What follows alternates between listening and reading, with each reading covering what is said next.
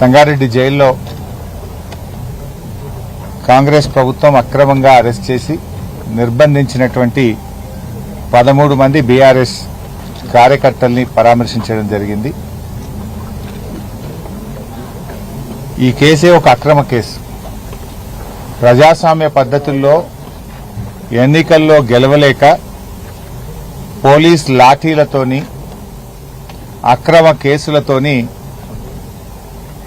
ఇవాళ గెలవాలనేటువంటి ప్రయత్నం కాంగ్రెస్ పార్టీ చేసింది. నిజంగా చెప్పాలంటే మెదక్లో బీఆర్ఎస్ పార్టీ ఒక సీట్ ఎక్కువ గెలిచింది.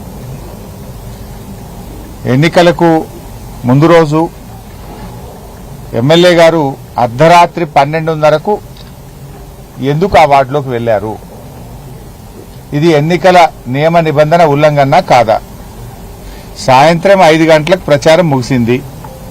5 గంటల తర్వాత ఎవరూ ప్రచారం చేయడానికి వీల్లేదు. ఆ వార్డుకు సంబంధం లేని ఓటర్లు ఆ వార్డుల్లో తిరగకూడదు.